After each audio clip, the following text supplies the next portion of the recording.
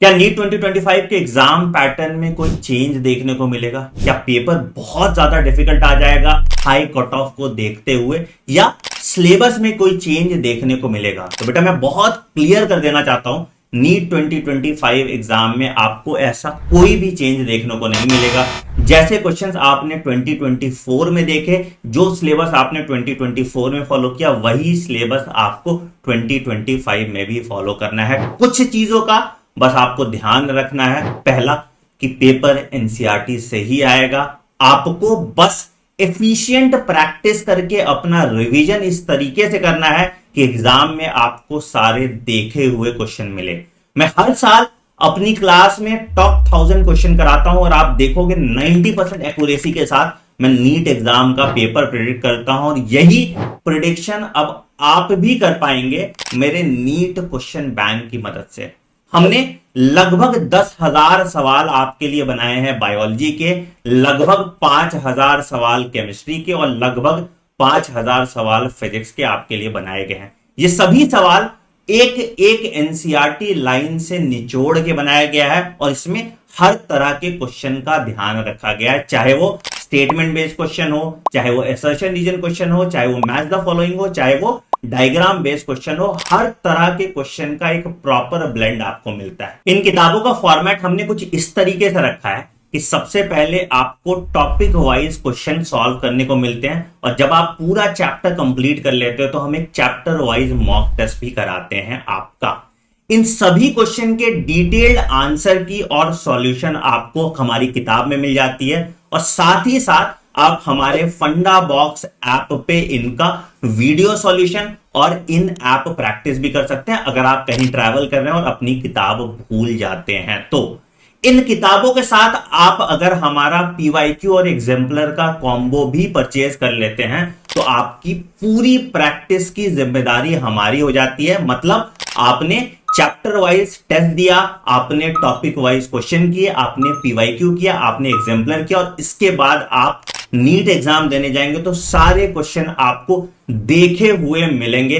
ये efficient question series हमने आपके लिए बनाई है ताकि आपका टाइम वेस्ट ना हो इररिलेवेंट सवाल करने में, और एग्जैक्टली जहां से पेपर बन सकता है उन सभी टॉपिक को कवर करके एक कैप्सूल के फॉर्म में एक प्रैक्टिस क्वेश्चन सेट आपके लिए बनाया गया है। तो फटाफट नीचे दिए गए लिंक पे क्लिक कीजिए और आज ही इस बुक की मदद से अपनी नीट 2025 की जर्नी में चार चांद लगा लीजिए।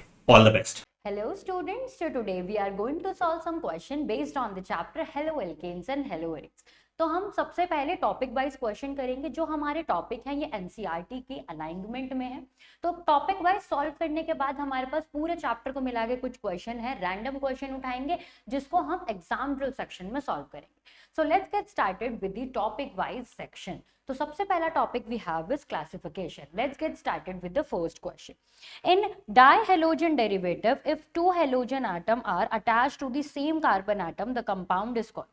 वो कह रहा है कि हमारे पास डाई हेलोजन डेरिवेटिव है और आपके पास जो दो हेलोजन एटम है, लेट से मैंने Cl ही ले लिया, वो सेम कार्बन पे अटैच है, तो इस वाले मॉलिक्यूल को आप किस नाम से जानोगे? तो इस वाले मॉलिक्यूल को हम किस नाम से जानते हैं बच्चों? जेमिनल के नाम से। एक होता है हमारे पास विसिनल। विसिनल कैसा होता है? आपके पास फिर से एडजेसेंट कार्बन होते हैं और एडजेसेंट कार्बन पे सिंगल सिंगल सब्स्टिट्यूशन होता है। हमने यहाँ पर देखा कि सेम कार्बन पे डबल सब्स्टिट्यूशन, यहाँ पर अलग अलग कार्बन पे सिंगल सब्स्टिट्यूशन किस नाम से जाना जाएगा? विसिनल के नाम से। तो हमारे क्वेश्चन के अकॉर्डिंग हमारा correct option will be A part. Next question पे चलते हैं। अगला क्वेश्चन कहता है which one of the following is not an example of allylic chloride. Allylic chloride क्या होता है? हमारे पास एक डबल बॉन्ड होना चाहिए, उस डबल बॉन्ड के साथ एक sp3 हाइब्रिडाइज्ड कार्बन होना चाहिए और उसके ऊपर क्या अटैच होना चाहिए? हमारे पास Cl मॉलिक्यूल। दोबारा देखते हैं, हमारे पास एक डबल बॉन्ड होना चाहिए, डबल बॉन्डेड कार्बन के एडजेसेंट पोजीशन पे क्या होना चाहिए? sp3 हाइब्रिडाइज्ड कार्बन, और उसी sp3 हाइब्रिडाइज्ड कार्बन पे सब्स्टिट्यूशन प्रेजेंट होना चाहिए किसका? हमारे क्लोरीन मॉलिक्यूल का। अब जो ये sp3 हाइब्रिडाइज्ड कार्बन है ये कैसा भी हो सकता है, ये प्राइमरी इन नेचर भी हो सकता है, ये सेकेंडरी इन नेचर भी हो सकता है, और ये टर्शरी इन नेचर भी हो सकता है। तो करते हैं फटाफट से। देखो, double bonded carbon, double bonded carbon के साथ में एक sp3 हाइब्रिडाइज्ड कार्बन, उसके ऊपर Cl, तो ये तो हमारा एलाइलिक हैलाइड है। फिर से देखते हैं, डबल बॉन्डेड कार्बन, उसके साथ में एक sp3 हाइब्रिडाइज्ड कार्बन, उसके ऊपर सब्स्टिट्यूशन, तो ये भी है। यहां पर देखते हैं डबल बॉन्डेड कार्बन, उस डबल बॉन्डेड कार्बन के साथ में सब्स्टिट्यूशन नहीं है, उस डबल बॉन्डेड कार्बन के ऊपर ही सब्स्टिट्यूशन है, तो इसको किस नाम से जानते हैं, विनाइलिक हैलाइड के नाम से जानते हैं। तो यही हमारा करेक्ट ऑप्शन हो गया। लास्ट ऑप्शन को भी देख लेते हैं, double bonded carbon, double bonded carbon के एडजेसेंट पोजीशन पे एक sp3 हाइब्रिडाइज्ड कार्बन और उसके ऊपर क्या सब्स्टिट्यूशन है, क्लोरीन का। क्लियर होती है इतनी बातें। नेक्स्ट क्वेश्चन पे चलते हैं। अगला क्वेश्चन कहता है which of the following is considered as allylic carbon. Same question बार बार रिपीट हो रहा है, इसका मतलब ये क्वेश्चन बहुत इंपॉर्टेंट है, आपको क्लासिफिकेशन में अलाइलिक कार्बन का बहुत ध्यान रखना है। तो अलाइलिक कार्बन, अलाइलिक पोजीशन कौन सी होगी, double bonded carbon, double bonded carbon के साथ वाला जो कार्बन होगा वही क्या होगा हमारा, अलाइलिक कार्बन। तो ये रहा मेरा डबल बॉन्डेड कार्बन, उसके साथ में मतलब सेकंड पोजीशन क्या है हमारी, अलाइलिक कार्बन की पोजीशन। आगे बढ़ते हैं। So next topic we have is nomenclature and nature of CX bond. उसमें से देखते हैं क्या पूछ रहा है, the IUPAC name of the compound. IUPAC name बताना है। सबसे पहले हमारे पास जो कंडेंस्ड फॉर्म है इसको क्या करते हैं हम, ओपन चेन स्ट्रक्चर में खोल के लिख लेते हैं। तो क्या प्रेजेंट है, CH3 CH, इसी पे क्या अटैच है, एक और CH3 CH2 CH2Br। नंबरिंग कहां से स्टार्ट होगी, जहां से सब्स्टिट्यूशन होगा, लेस नंबर मिलना चाहिए, 1 2 3 4। या तो यहां पर नीचे की साइड चेन ले लो या तो सीधी चेन ले लो, बात क्या है बच्चों, बराबर ही। फटाफट से देखते हैं हम कैसे हो जाएगा नंबर, 1 2 3 4 वर्ड रूट आपका डिसाइड हो चुका है, क्या आएगा, ब्यूट। सारे सिंगल बॉन्ड क्या आ गया, एन। अब देखो कहां कहां सब्स्टिट्यूशन आ रहा है, 3 पे मिथाइल की सब्स्टिट्यूशन है और 1 पे क्या है बच्चों, ब्रोमो का सब्स्टिट्यूशन। तो सबसे पहले अल्फाबेटिकल ऑर्डर में इनको लिखना पड़ेगा, बी पहले आता है या एम, तो सबसे पहले एम आता है, सॉरी बी आता है, तो क्या नाम लिखेंगे, 1 ब्रोमो 3 मिथाइल और लास्ट में अपना क्या लिखा हुआ है, ब्यूटेन। क्लियर होती है इतनी चीजें बच्चों, ठीक है। तो क्या नाम हो गया हमारे पास, fourth part is the correct option. आगे बढ़ते हैं, अगला क्वेश्चन देखते हैं क्या कह रहा है।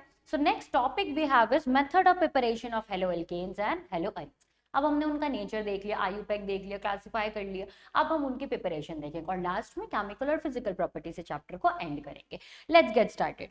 Consider the following reaction. क्या बोल रहा है भाई, identify the structure of major product X। देखो हमारे पास ये सब्स्टिट्यूशन रिएक्शन है, Br रेडिकल बना हुआ है, Br रेडिकल क्या करेगा, CH बॉन्ड तोड़ेगा और एक कार्बन फ्री रेडिकल बनाएगा और साथ में क्या निकल जाएगा, HBr। अब देखो हमारे पास जो भी कार्बन फ्री रेडिकल बनेगा, Br क्या है, बहुत ही सेलेक्टिव इन नेचर होता है, तो ये इंतजार करता है कि मोस्ट स्टेबल रेडिकल बने।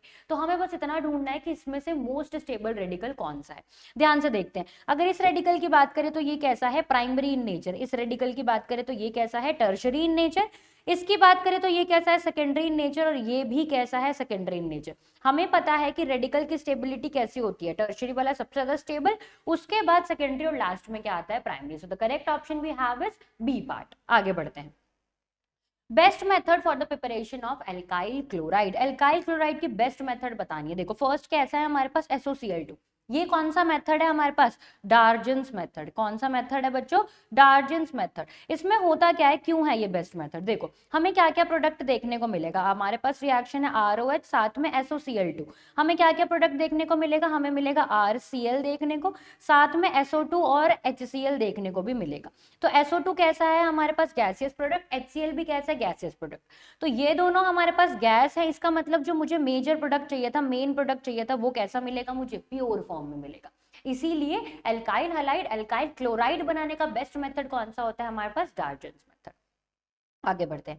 Next, anhydrous HCl on passing ethyl alcohol in the presence of anhydrous ZnCl2. Lucas reagent test है, alcohol will convert into chloride. Alcohol will convert into chloride. So the correct option we have is ethyl chloride. Clear होती है इतनी बातें। Next decomposition of benzene diazonium chloride. क्या बोल रहा है वो, आपके पास एक मॉलिक्यूल है बेंजीन डाइजोनियम क्लोराइड, कैसा दिखेगा, कुछ इस तरीके से।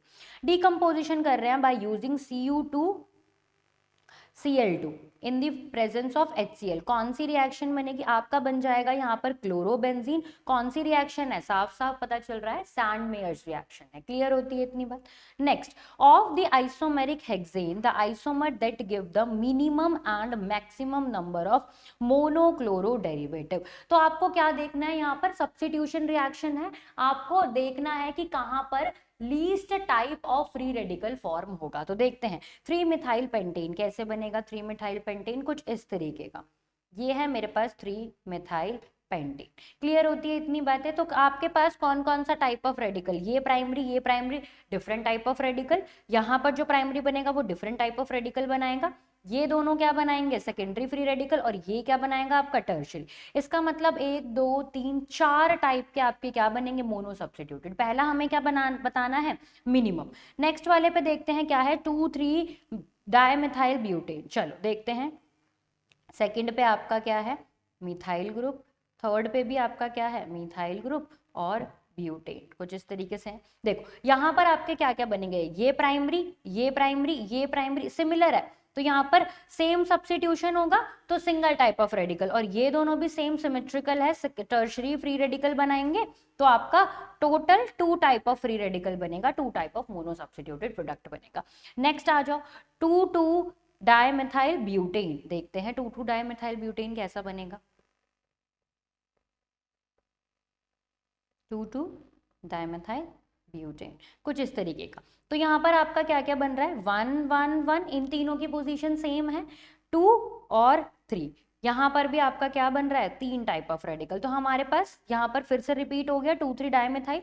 तो इसका मतलब मेरे पास ए ऑप्शन और सी ऑप्शन कैंसल आउट हो चुका है, हमें मिनिमम मिल चुके हैं किसमें, 2 3 डायमिथाइल। अब मुझे चेक करना है कि एन-हेक्सेन में आपके मैक्सिमम मिलेंगे या 3 मिथाइल पेंटेन में, 2 मिथाइल पेंटेन में मैक्सिमम मिलने वाला है। तो देखते हैं फटाफट से, इन तीनों को क्या करते हैं, एक साइड रख देते हैं। ठीक है, अब मैक्सिमम वाला देखते हैं किस तरीके से बनेगा। तो एन-हेक्सेन की बात करें तो कैसे बनेगा, CH3 CH2 CH2 CH2 और CH2, कितने हो गए, 1 2 3 4 5, और ये हो गया आपका तीसरा CH3। तो ये दोनों क्या करेगा, ये दोनों सिमिलर बनाएगा, ये दोनों सिमिलर बनाएगा और ये दोनों सिमिलर बनाएगा। तो आपके पास 3 प्रोडक्ट बनने वाले हैं। मैक्सिमम देखना है हमें, ज्यादा नंबर देखना है। 2 मिथाइल पेंटेन, तो यहाँ पर हमारे पास एक और CH3 मॉलिक्यूल है, पेंटेन। देखो अब आपके पास कितने टाइप ऑफ प्रोडक्ट, यहाँ पर सेम, यहाँ पर सेम। दूसरा प्रोडक्ट कौन सा बनेगा आपका, यहाँ पर टर्शरी वाला, और प्रोडक्ट कौन सा बनेगा आपका, यहाँ पर अलग सेकेंडरी वाला, और यहाँ पर अलग सेकेंडरी वाला, और एक आपका यहाँ पर अलग प्राइमरी वाला। तो कितने बन गए, 1 2 3 4 5, 5। तो तीनों चारों में से आपका यहाँ पर 3 बन रहा है, यहाँ पर 5 बन रहा है। इसका मतलब आपका करेक्ट ऑप्शन कौन सा मैच हो रहा है, D part is your correct option. Clear है इतनी बात। चलिए आगे बढ़ते हैं। Next, fluorobenzene can be synthesized in the laboratory by, fluorobenzene को सिंथेसाइज करना है by heating phenol with HF and KHF। नहीं, यहाँ पर कोई रिएक्शन परफॉर्म नहीं करी जाएगी। फिनॉल, फ्लोरोबेंजीन कैसा है, अगर मुझे यहाँ पर OH हटा के फ्लोरीन लगाना है तो मेरे पास डायरेक्ट कोई रिएक्शन है ही नहीं, मुझे डायरेक्ट कोई रिएक्शन यहाँ पर देखने को मिलेगी ही नहीं। क्लियर है इतनी बात, क्योंकि यहाँ पर ये कैसा प्रेजेंट होता है, डबल बॉन्डेड करेक्टर।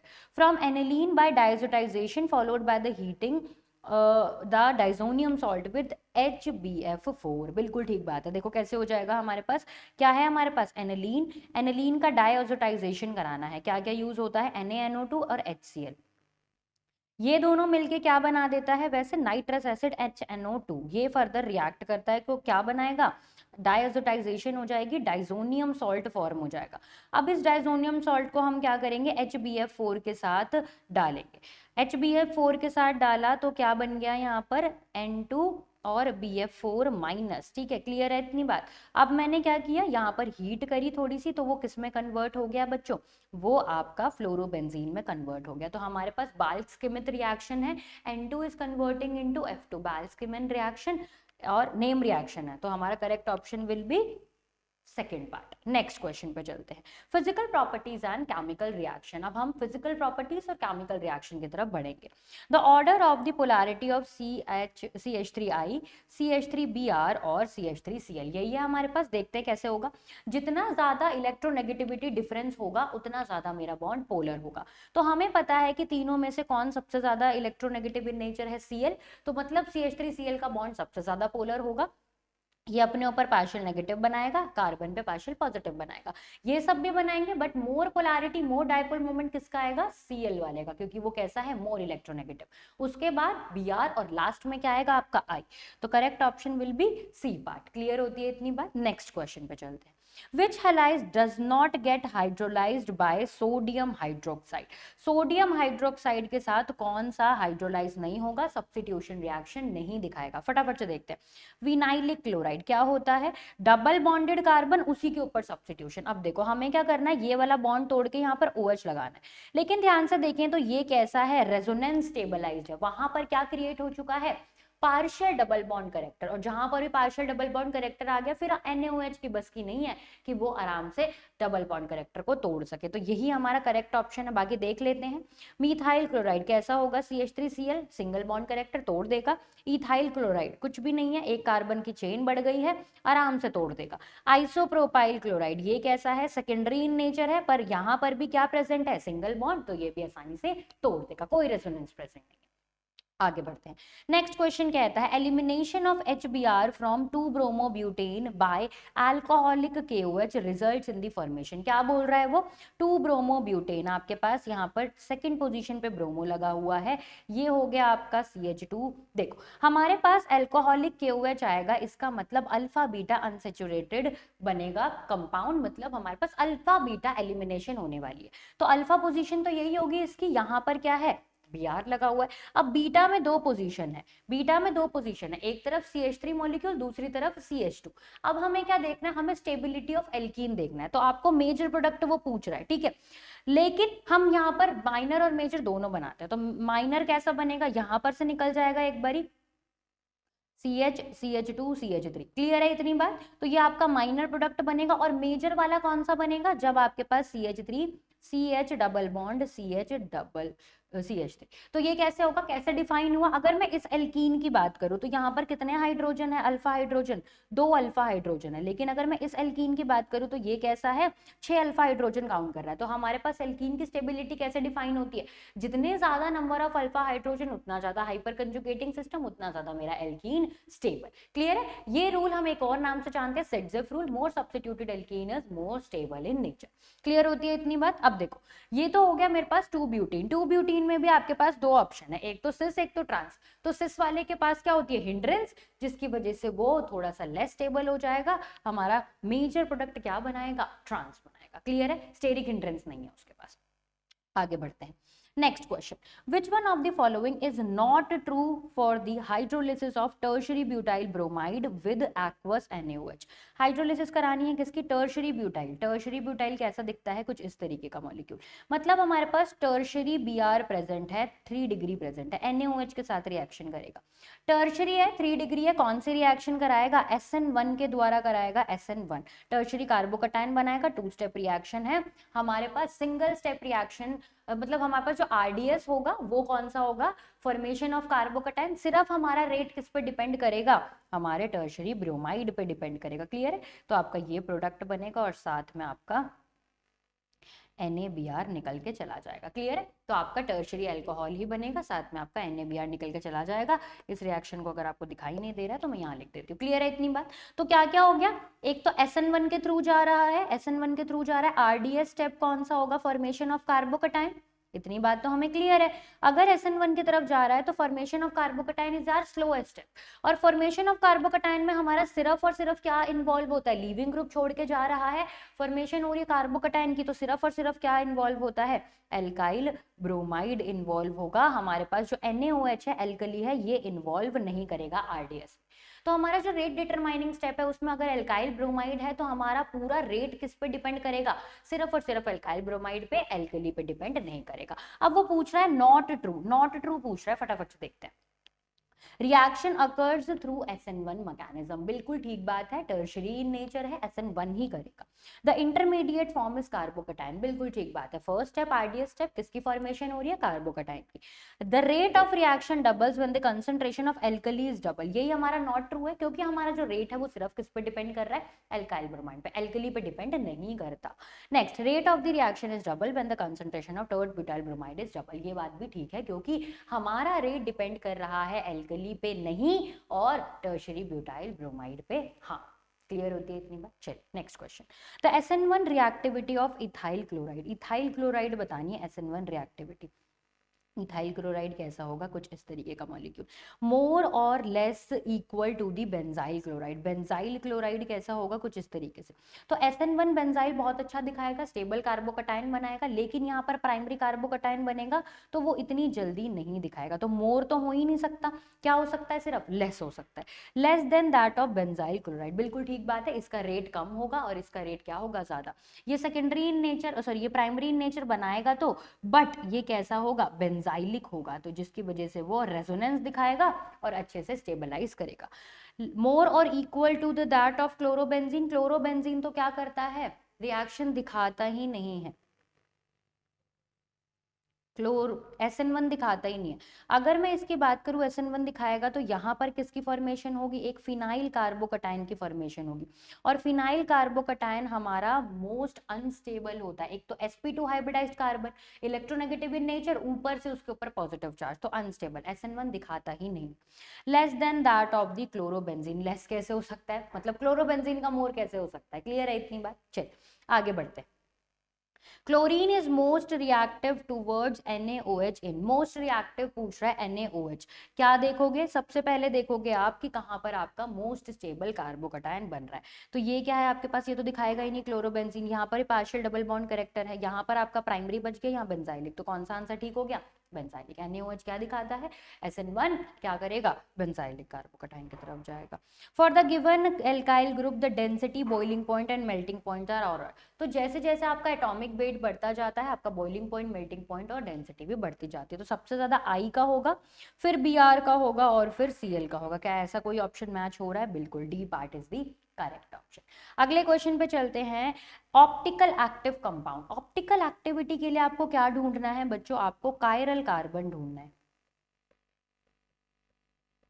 क्या ढूंढना है आपको, कायरल कार्बन। अब ये कायरल कार्बन आखिरकार होता क्या है, जिसके पास 4 डिफरेंट ग्रुप प्रेजेंट हो, जिसके पास 4 डिफरेंट ग्रुप प्रेजेंट होते हैं वही कायरल इन नेचर होता है। फटाफट से देखते हैं, 2 क्लोरोप्रोपेन, 2 क्लोरोप्रोपेन कैसा होगा, यहाँ पर हमारे पास क्लोरीन मॉलिक्यूल प्रेजेंट है, ClHCH3, तो यहाँ पर एक भी कार्बन ऐसा नहीं है जो चारों डिफरेंट ग्रुप कंटेन कर रहा हो, तो ये तो मेरा आंसर नहीं है। नेक्स्ट चलते हैं, 2 क्लोरोब्यूटेन, तो किस तरीके से प्रेजेंट होगा, 2 पे यहाँ पे क्लोरो और यहाँ पर CH2CH, ठीक है। तो यहाँ पर हमारे पास एक कायरल कार्बन प्रेजेंट है जिसके पास चारों ग्रुप डिफरेंट है, कौन कौन से, एक Cl हो गया, एक CH3 हो गया, एक H हो गया और एक बड़ा वाला ग्रुप हो गया। तो यही हमारा करेक्ट ऑप्शन है। एक बार और देख लेते हैं आपने चारों ऑप्शन।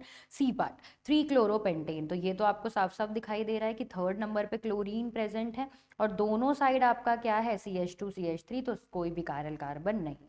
क्लियर होती है इतनी बात। तो correct option we have is B part. Next question पे चलते हैं, Which one of the following is most reactive towards SN1? SN1 की रिएक्टिविटी कौन डिफाइन करता है, फॉर्मेशन ऑफ कार्बोकेटाइन वाला स्टेप। तो फटाफट से देखते हैं यहाँ पर कहाँ पर सबसे ज्यादा स्टेबल कार्बोकेटाइन बनेगा। तो स्टेबिलिटी ऑफ कार्बोकेटाइन यहाँ पर डिफाइन होगी, इसकी यहाँ पर डिफाइन होगी, इसकी यहाँ पर डिफाइन होगी और इसकी इस वाले कार्बन पर डिफाइन होगी। क्लियर है। तो यहाँ पर देखा जाए ऊपर वाले, सबसे ऊपर वाले मॉलिक्यूल में दो दो साइड से रेजोनेंस है, यहाँ पर एक रेजोनेंस एक इंडक्टिव इफेक्ट, तो ये थोड़ा सा कम हो गया। यहाँ पर एक साइड रेजोनेंस और तीसरी साइड इंडक्टिव इफेक्ट बहुत ज्यादा, तो ये वाला आंसर गलत हो गया। और यहाँ पर सिर्फ एक साइड रेजोनेंस, तो मतलब सबसे ज्यादा कहाँ लग रहा है, यहाँ पर देखो होगा क्या आपका, यहाँ पर रेजोनेंस ऑपरेट कर रहा है, यहाँ पर भी रेजोनेंस ऑपरेट कर रहा है और यहाँ पर से आपका इंडक्टिव इफेक्ट ऑपरेट कर रहा है। कौन सा मॉलिक्यूल में, सी पार्ट। आगे बढ़ते हैं, X compound reacts with Na to give CH3 CH2 CH2 CH3। तो एक्स कंपाउंड कौन सा हो सकता है आपका, 4 ब्यूटेन बना हुआ है आपके पास क्या है, दो दो। देखो वुड्स रिएक्शन करवा सकते हो, कौन सा कंपाउंड हो जाएगा, alkyl halide.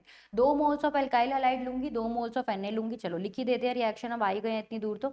2 moles of alkyl halide, 2 moles of Na, क्या बन जाएगा आपका, butane, CH3 CH2 twice CH3, और साथ में आपका निकल जाएगा Na, 2 moles of NaCl। Clear है, Wurtz reaction, B part is the correct option. Next question, alkyl halides are less soluble in water. Less soluble in water क्यों होते हैं, एल्काइल हैलाइड हमारे क्या करते हैं, पार्शियल पॉजिटिव पार्शियल नेगेटिव, तो ये स्लाइटली पोलर होता है, पार्शियल पोलर होता है, जिसकी वजह से हमारे H2O मॉलिक्यूल के साथ ये फुल्ली बॉन्ड नहीं बना पाता, फुल्ली इंट्रैक्शन नहीं दिखा पाता, और क्या करता है, लेस सोल्यूबल रहता है। तो दे आयनाइज इन वाटर, बिल्कुल गलत बात। They do not form hydrogen bonding with water, बिल्कुल ठीक बात है कि वो सिर्फ पोलैरिटी की वजह से, पॉजिटिव नेगेटिव की वजह से इंटरैक्ट करता है और वो हाइड्रोजन बॉन्ड नहीं बना पाता। Next among the following with the highest dipole moment. अब हाईएस्ट डायपोल मोमेंट बताना है कैसे काम होगा। CH3Cl कैसा होगा, Cl टेट्राहेड्रल होगा, इसका डायपोल मोमेंट ऊपर की साइड, इसका भी ऊपर, इसका, तीनों का रिजल्टेंट ऊपर, और Cl वाले का भी क्या होगा, रिजल्टेंट ऊपर। तो हमारा टोटल ओवरऑल रिजल्टेंट क्या हो रहा है, ऐड हो रहा है। अब बी पार्ट की बात करते हैं, कैसे होगा, Cl यहाँ पर H, यहाँ पर H, तो ये तो इस साइड जा रहा है, इन दोनों का रिजल्टेंट एक साइड होगा, लेकिन इसका अपोजिट साइड प्रेजेंट है, तो कुछ ना कुछ डायपोल मोमेंट क्या हो जाएगा, डिक्रीज हो जाएगा। CHCl3 यहाँ पर और ज्यादा डिक्रीज हो जाएगा, और ज्यादा डिक्रीज होगा, इसका अपनी साइड, इसका अपनी साइड, इसका अपनी साइड, और इसका ऊपर की साइड। तो इसका मतलब एक रिजल्टेंट ऐड हो रहा है, बाकी सारे अपोजिट साइड जा रहे हैं, तो क्या हो रहा है, डिक्रीज। और ये तो कैसा है, नॉन पोलर इन नेचर है, इसका तो डायपोल मोमेंट क्या है, 0 है। ठीक है, तो हमारा हाईएस्ट किसका निकल के आया, ए पार्ट का हमारा हाईएस्ट निकल के आ रहा है। क्लियर होती है बच्चों इतनी बातें, चलिए आगे बढ़ते हैं। So the next topic we have is polyhalogen compounds। क्या बोल रहा है, नॉर्मल रिएक्शन दे रखी है, एनसीईआरटी की रिएक्शन है, X स्टैंड फॉर, आंख बंद करके टिक कर दोगे, लाइट एंड एयर। ठीक है, नॉर्मल रिएक्शन है, रटने वाली रिएक्शन। तो यहाँ पर हमारे सारे टॉपिक वाइज क्वेश्चन खत्म होते हैं। अब हम बढ़ते हैं अपने अगले सेक्शन की तरफ, एग्जाम ड्रिल की तरफ। तो देखो, in the given compound, this is an example of, क्या है हमारा, बेंजीन। बेंजीन से डायरेक्टली अटैच है एक sp3 हाइब्रिडाइज्ड कार्बन, इसको क्या बोलेंगे, बेंजाइलिक कार्बन बोलेंगे। बेंजाइलिक कार्बन से डायरेक्टली अटैच है हमारा X ग्रुप, क्या हो गया, बेंजाइलिक हैलाइड। तो हमारा correct option will be B part. Vinylic double bonded carbon पे ही डायरेक्ट सब्स्टिट्यूशन होगा, अराइलिक हमारे बेंजीन रिंग पे डायरेक्ट सब्स्टिट्यूशन होगा, अलाइलिक डबल बॉन्डेड कार्बन के साथ में एक कार्बन प्रेजेंट होना चाहिए, उसके ऊपर सब्स्टिट्यूशन होगा। Next question, the IUPAC name. IUPAC name लिखना है, नंबरिंग करो 1 2 3 4, क्या हो गया आपके पास सब्स्टिट्यूएंट, 3 1, तो क्या हो गया 1,3 ड्राई ब्रोमो 3 मिथाइल ब्यूटेन। तो हमारा correct option will be A part. Next question पे चलते हैं। The molecular formula of diphenyl methane is, molecular formula जानना है, हमारे पास गिवन है। How many structural isomer are possible when one of the hydrogen is replaced by chlorine atom. वो बोल रहा है कितने सारे न्यू स्ट्रक्चर बन सकते हैं आपके अगर हम एक हाइड्रोजन को एक बारी में रिप्लेस कर पाए, किससे, क्लोरीन से। क्लियर है इतनी बात, देखो कैसे होगा। सबसे पहले तो ये मिडल वाला हाइड्रोजन ही रिप्लेस कर देती हूँ, तो पहला आइसोमर कौन सा बनेगा आपका, दोनों बेंजीन रिंग इंटैक्ट रहेंगे, यहाँ पर Cl लग गया, यहाँ पर नॉर्मल। अब मैं क्या कर रही हूँ, ऑर्थो पोजीशन पे इसका सब्स्टिट्यूशन कर दे रही हूँ, तो दोनों रिंग आपके सिमिलर है, चाहे इसमें ऑर्थो पे कर दूं सब्स्टिट्यूशन, चाहे उसमें बात बराबर ही होगी। तो एक आपका ये बन गया। तीसरा क्या बनेगा, अब मैं मेटा पे कर दे रही हूँ, क्या कर दे रही हूँ बच्चों, मेटा पे। तो फिर से आपका नया प्रोडक्ट बन के आ गया, 3 रिएक्शन आपको देखने को मिली, 3 स्ट्रक्चर आइसोमर देखने को मिले। चौथा मेटा पे कर दो, सॉरी मेटा पे तो हो चुका है, पैरा पे कर दो, तो आपको कितने टोटल प्रोडक्ट देखने को मिले बच्चों, 4 डेरिवेटिव देखने को मिले, आइसोमर देखने को मिले। क्लियर है, आगे बढ़ते हैं। For the reaction the order of the reactivity, आपके पास क्या है, X और ZnCl2, लूकास रिएजेंट टेस्ट है। लूकास रिएजेंट टेस्ट में आपका क्या होता है, एसिडिक बिहेवियर डिफाइन होता है, जितनी जल्दी H+ प्रोवाइड कर दे उतना अच्छा आपका रेट डिफाइन होता है। क्लियर है इतनी बात, तो सबसे अच्छा एसिड ढूंढना है। अगर मैं बात करूं HI, HBr और HCl की, तो HI हमारा अच्छा एसिड होता है, फिर HBr आएगा, और फिर लास्ट में क्या आएगा आपके पास, HCl। होगा क्या, यहाँ पर नेगेटिव चार्ज बनेगा, जो क्या होता है, बड़े साइज की वजह से स्टेबल होता है, इसी वजह से इसका एसिडिक नेचर ज्यादा होता है। तो हमारा correct option will B HI सबसे ज्यादा, फिर HBr, और लास्ट में क्या आएगा, HCl। B part is the correct option. Next question, आपके पास फिंकलस्टीन रिएक्शन दे रखी है, अब equilibrium is more towards because, हमारे पास राइट साइड ये इक्विलिब्रियम क्यों शिफ्ट होता है, क्योंकि हमारे पास ये एसीटोन क्या होता है सॉल्वेंट की तरह, जो हमारे पास NaI होता है वो तो एसीटोन में क्या होता है बच्चों, सोल्यूबल होता है, लेकिन जो हमारे पास NaCl होता है वो कैसा होता है, इनसोल्यूबल इन नेचर। तो ये इनसोल्यूबल है, इसका मतलब हमारे पास यहाँ पर प्रेसिपिटेट बन रहा है, ये नीचे चला जा रहा है, प्रेसिपिटेट बन रहा है, स्टेबल कंपाउंड बन रहा है, इसीलिए हमारा रिएक्शन क्या है, फॉरवर्ड डायरेक्शन में मूव कर रहा है। NaCl is more reactive, sorry NaI is more reactive then NaCl, क्या ये रीजन है राइट साइड होने का, नहीं। CH3I is more reactive then CH3Cl, क्या ये रीजन है, नहीं। NaCl is less soluble than NaI in acetone, तो रीजन क्या है, हमारे NaCl लेस सोल्यूबल होता है एसीटोन में as compare to NaI, NaBr भी हमारा लेस सोल्यूबल होता है। आगे बढ़ते हैं नेक्स्ट पे, halogen acids react with alcohol to form haloalkanes, बिल्कुल ठीक बात है, हमारे पास हेलोजन एसिड रिएक्ट करेगा लूकास रिएजेंट टेस्ट अल्कोहल के साथ, तो क्या बनाएगा आपका, वो बनाएगा नॉर्मल हेलो एल्केन, ठीक है। Order of the reactivity of acid, सबसे ज्यादा HCl, उसके बाद HBr और HI, गलत हो गया, तो हमारे पास क्या है ऑर्डर, अभी तो देखा था HI will be more reactive than HBr और देन HCl, तो हमारा assertion is true but reason is false. Next statement, next question, ethyl chloride on heating with AgCN forms a compound X, और उस X का क्या बताना है हमें, फंक्शनल आइसोमर बताना है, तो फटाफट से हम रिएक्शन लिखते हैं। हमारे पास क्या है, CH3 CH2 और Cl, क्या करेगा, AgCN के साथ रिएक्शन करेगा, AgCN क्या बना के देता है आपको, आइसोसाइनाइड बना के देता है, NC बना के देता है, क्लियर है इतनी बात। अब इसका फंक्शनल आइसोमर बताना है, तो इसका फंक्शनल आइसोमर क्या होता है, cyanide, CH3 CH2 CN, clear होती है इतनी बात, तो हमारा answer will be C part. Functional isomer, अगर X बताना होता तो A पार्ट हो जाता, लेकिन हमें फंक्शनल आइसोमर बताना है, वो तो इजी हो जाता पार्ट, लेकिन उसने थोड़ा सा ट्विस्ट कर दिया। अब कोई बच्चा देखेगा X बताना है, फटाफट से टिक कर देगा A पार्ट, उसका 5 नंबर पानी, ठीक है, क्लियर है। तो क्वेश्चन को ठीक से पढ़ना है, क्या बोल रहा है, वन इक्विवेलेंट ऑफ Br2 और Fe किसकी तरह बिहेव करेगा, लुईस एसिड की तरह, सब्स्टिट्यूशन रिएक्शन होगी कहाँ पर, बेंजीन रिंग पे। अब फर्क बस इतना है कि पैरा पे होगी, ऑर्थो पे होगी या मेटा पे होगी। तो हमारा CCl जो होता है ये -H दिखाता है, जिसकी वजह से इलेक्ट्रॉन डेंसिटी ऑर्थो और पैरा पे डिक्रीज हो जाती है, उसके अकॉर्डिंग मेटा पे क्या हो जाती है, इंक्रीज। तो हमारा सब्स्टिट्यूशन कहाँ पर जाके होगा बच्चों, मेटा पोजीशन पे होगा। आगे बढ़ते हैं, reaction of trans 2 phenyl 1 bromocyclopentane, तो क्या बोल रहा है वो, ट्रांस 2 फिनाइल, हमारे पास साइक्लोपेंटेन कुछ इस तरीके का मॉलिक्यूल प्रेजेंट है, यहाँ पर वो बोल रहा है कि 2 पे फिनाइल प्रेजेंट है, 2 पे आपका H हो गया, फिनाइल हो गया, और 1 पे आपका ब्रोमो, ट्रांस है तो यहाँ पर ब्रोमीन ऊपर होगा, हाइड्रोजन नीचे। अब देखो वो किसके साथ रिएक्शन करा रहा है, अल्कोहलिक KOH, जो अल्कोहलिक KOH होता है ये एंटी एलिमिनेशन कराता है, क्या कराता है बच्चों, एंटी एलिमिनेशन। HBr निकालेगा, बिल्कुल ठीक बात है, बट Br के अपोजिट साइड क्या प्रेजेंट होना चाहिए, H, तो यहाँ पर देखा जाए तो Br के अपोजिट साइड क्या है, फिनाइल ग्रुप है, तो ये वाले कार्बन से तो वो नहीं निकाल पाएगा H, कहाँ से निकालेगा, अपने इस वाले साइड वाले कार्बन से, तो यहाँ से Br निकल जाएगा और यहाँ से H निकल जाएगा, जब H और Br निकल जाएगा तो आपका किसका फॉर्मेशन होगा, डबल बॉन्ड का फॉर्मेशन होगा, और कुछ इस तरीके से मॉलिक्यूल दिखेगा, यहाँ पर पीएच एज इट इज रह जाएगा, H यहाँ पर क्या बन जाएगा, डबल बॉन्ड। अब क्या करेंगे, नॉर्मल नंबरिंग करेंगे, तो क्या आ जाएगा 1 2 3 4 5, तो आपका आंसर क्या आने वाला है, 3 फिनाइल साइक्लोपेंटेन, 3 फिनाइल साइक्लोपेंटीन, तो हमारा correct option is D part. Clear होती है इतनी बात, चलिए आगे बढ़ते हैं।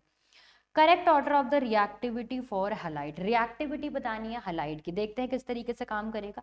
सबसे ज्यादा क्या बोल रहा है वो, विनाइल, विनाइल क्या है हमारे पास, कुछ इस तरीके का मॉलिक्यूल, नहीं यहाँ पर तो पार्शियल डबल बॉन्ड करेक्टर है, ये तो हो ही नहीं सकता सबसे ज्यादा, तो सबसे कम होगा। अलाइलिक की बात करेंगे, CH2 डबल बॉन्ड क्या है हमारे पास, CH2 Cl, ठीक है, तो यहाँ पर डबल बॉन्ड करेक्टर नहीं है, ये मॉलिक्यूल क्या कर रहा है, यहाँ पर -I दिखा रहा है, -I दिखा रहा है मतलब इसकी इलेक्ट्रोफिलिसिटी को क्या कर रहा है वो, और ज्यादा बढ़ा दे रहा है, इसकी इलेक्ट्रोफिलिसिटी को क्या कर दे रहा है, और ज्यादा बढ़ा दे रहा है।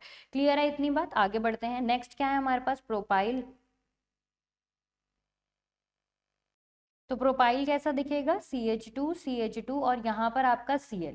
ठीक है, तो ये क्या कर रहा है, नॉर्मल प्राइमरी एल्काइल हैलाइड है। देखो यहाँ पर भी वो प्राइमरी है, बट यहाँ पर -I की वजह से उसकी इलेक्ट्रोफिलिसिटी इंक्रीज हो गई। यही तो बताया, इलेक्ट्रोफिलिसिटी इंक्रीज हो गई, इसका मतलब वहां पर जल्दी अटैक हो जाएगा एज कंपेयर टू दिस। ये तो आपका रिएक्टिविटी दिखाएगा ही नहीं, क्योंकि यहाँ पार्शियल डबल बॉन्ड करेक्टर है। तो करेक्ट ऑप्शन कौन सा होगा, अलाइल वाला सबसे ज्यादा, उसके बाद प्रोपाइल और लास्ट में क्या आ जाएगा आपके पास, विनाइल। क्लियर होती है इतनी बात। चलिए आगे बढ़ते हैं। Next question, identify X and Y. X and Y को आइडेंटिफाई करना है, आप किस तरीके से करोगे। आपका यहाँ पर एक कार्बन ज्यादा है, देखो C3H7 है, यहाँ पर C2H5 है, तो आपको एक कार्बन बढ़ाने वाली रिएक्शन पहले डालनी होगी। KCN के साथ कर सकते हो, बिल्कुल कर सकते हो। क्या होगा, अगर आप C2H5 में Br डाल दोगे, Br में क्या डाल दोगे, KCN, तो वो क्या करेगा, आपकी रिएक्शन C2H5 और Cn की एडिशन कर देगा, एक कार्बन बढ़ गया। अब क्या करना है आपको, नॉर्मल रिडक्शन रिएक्शन करा देनी है। क्या करोगे, लिथियम एल्यूमिनियम हाइड्राइड डालोगे, यहाँ पर C2H5, ये क्या हो जाएगा CH2, और साथ में आपका NH2 मॉलिक्यूल आ जाएगा, which is also equals to C3H7NH2। तो आपका ए पार्ट ही क्या है, करेक्ट ऑप्शन। क्लियर है इतनी बात। अगर आपने मान लो सेकंड वाले ऑप्शन को किया होता तो H3O पॉजिटिव क्या करता, रिडक्शन रिएक्शन नहीं करता, ऑक्सीडेशन करता। अगर आपने यहाँ पर H3O पॉजिटिव डाल दिया होता तो ये आपका एसिड में कन्वर्ट हो जाता, COOH बनाता। क्लियर है इतनी बात। चलिए नेक्स्ट रिएक्शन देखते हैं क्या बोल रहा है। उसने बोला कि Cl प्रेजेंट था, KCN डाल दिया, एल्कोहलिक KCN डाल दिया, X कंपाउंड क्या बनेगा, तो C2H5Cl, KCN डाला है भाई। रुको ठीक से लिखते हैं बच्चों इसको, C2H5Cl KCN की प्रेजेंस में Cn सब्स्टिट्यूशन कर देगा, H2CN बन जाएगा। अब देखो हाइड्रोलिसिस, अभी बता रही थी मैं पीछे, हाइड्रोलिसिस रिएक्शन किस में कन्वर्ट कर देगा, एसिड में कन्वर्ट कर देगा। मॉलिक्यूलर फॉर्मूला देखिए तो C3H6O2, तो आपका करेक्ट ऑप्शन कौन सा मैच हो रहा है, A part is the correct option. Clear है इतनी बात। चलिए आगे बढ़ते हैं। Next question, the number of possible enantiomeric pair that can be produced during the monochlorination of two methyl butane.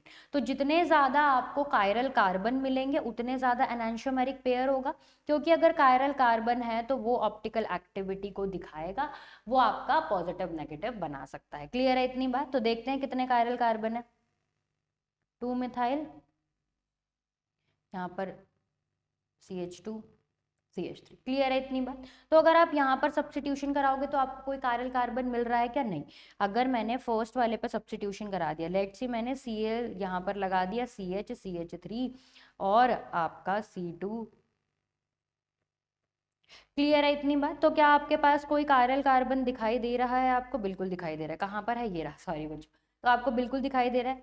Next second वाले में देखते हैं, अगर आपने CH3 CH3 सेकंड वाला, अब ये तो आपका सेम सब्स्टिट्यूशन होगा पहले वाले की तरह, तो आपका एक पेयर तो यहाँ से डिफाइन हो गया। सेकंड वाले में यहाँ पर आपका H हटा के मैंने Cl लगा दिया, तो क्या आपको कोई कायरल कार्बन दिखाई दे रहा है इसमें, नहीं। आपके पास एक भी कायरल कार्बन है तो इसमें तो कोई दिलचस्पी हमें नहीं है। तो आपके पास अभी तक एक ही पेयर बना है। नेक्स्ट देखते हैं, CH3 CH3 यहाँ पर H लगा दिया, अब नेक्स्ट वाले पे यहाँ पर Cl लगा दिया और CH3, बिल्कुल ठीक। ये एक आपका कायरल कार्बन बन गया, मतलब आपको 2 पेयर मिल चुके हैं। फोर्थ आपकी सब्स्टिट्यूशन लास्ट वाले मॉलिक्यूल पे हो सकती है, लास्ट वाले मॉलिक्यूल पे भी करके कोई फायदा नहीं होगा, क्योंकि वहां पर भी हमें कोई कायरल कार्बन दिखाई नहीं दे रहा है। तो आप कितने पेयर मिलने वाले हैं बच्चों, 2 पेयर। क्लियर है। तो आपको बस मोनो सब्स्टिट्यूशन करना है, मोनो सब्स्टिट्यूशन के बाद आपको कायरल कार्बन ढूंढना है। एक भी कायरल कार्बन मिल गया मतलब वो D और L आइसोमर बनाएगा।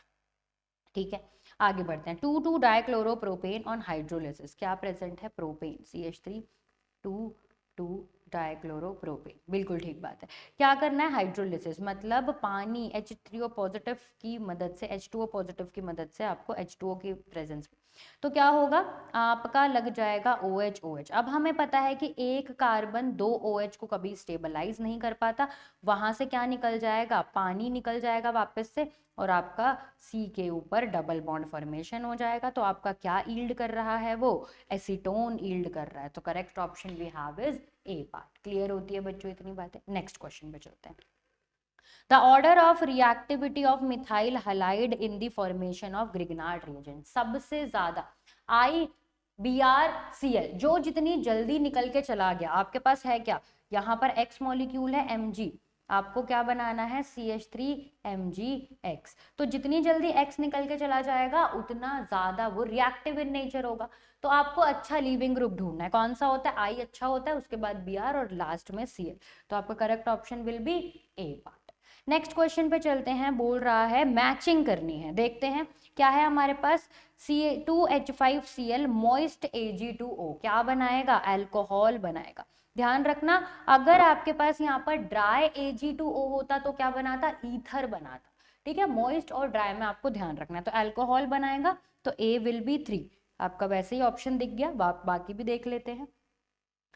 C2H5 in the presence of AgCN, AgCN की प्रेजेंस में है, कोवलेंट कंपाउंड है, NC आइसोसाइनाइड बनाएगा। तो आपका B क्या हो गया 4, B क्या हो गया 4, बिल्कुल ठीक चल रहे हैं। C क्या है हमारे पास, AgNO2 क्या बनाएगा, ONO क्या बना दिया आपका फर्स्ट पार्ट, बिल्कुल ठीक बात है। अब क्या है हमारे पास, एल्कोहलिक KOH क्या करेगा, एलिमिनेशन रिएक्शन दिखाएगा, HBr मतलब HCl निकाल देगा, HCl निकाल देगा, एक H चला गया, एक Cl चला गया, C2H4 आ जाएगा। तो कौन सा आपका मिल गया, सेकंड। ठीक है, क्लियर है, तो आपका answer will be third part. Next question पे चलते हैं, which one of the following is the correct formula of dichloro diphenyl trichloro ethane. तो कौन सा करेक्ट फॉर्मूला है हमारे पास, नहीं ये तो नहीं है हमारे पास, बेंजीन रिंग है, डाइफिनाइल मतलब डाइक्लोरो डाइफिनाइल, कौन सा है हमारे पास, ये रहा। ठीक है, मिल गया। उसके बाद ट्राइक्लोरो इथेन, तो यही A part is the correct option, यही है हमारा क्या बच्चा, DDT। क्लियर है इतनी बात। नेक्स्ट क्वेश्चन पे चलते हैं, addition of bromine to trans two butene yields a meso compound, बिल्कुल ठीक है, एंटी एडिशन करवाओगे आपको मीजो कंपाउंड मिलेगा। Bromine addition to an alkene is an electrophilic addition reaction, बिल्कुल ठीक बात है, ब्रोमीन एडिशन करवाते हैं तो इलेक्ट्रोफिलिक एडिशन होता है। आपके पास अब यहाँ पर जो एंटी एडिशन होगी ब्रोमीन की, ये रीजन ठीक नहीं है, मतलब स्टेटमेंट ठीक है, इसका करेक्ट रीजन नहीं है। वहां पर वो ब्रोमीनियम आयन बनाता है, एक साइक्लिक रिंग बनाता है, फिर वहां से एंटी एडिशन होता है। इलेक्ट्रोफिलिक एडिशन मैं मान रही हूँ, बट इसका रीजन क्या है, एंटी एलिमिनेशन करवाना पड़ेगा आपको, तभी जाके वो मीजो कंपाउंड बनाएगा। So both assertion and reason are true, but reason is not a correct explanation for the assertion. तो यही कुछ क्वेश्चन थे बच्चों हमारे हेलो एल्केन्स और हेलो अरीन्स चैप्टर से। आई होप आपको क्वेश्चन करने में मजा आया होगा। कमेंट सेक्शन में कमेंट करके बताना कितने क्वेश्चन ठीक गए और कितने गलत। Thank you very much for joining this session, thank you.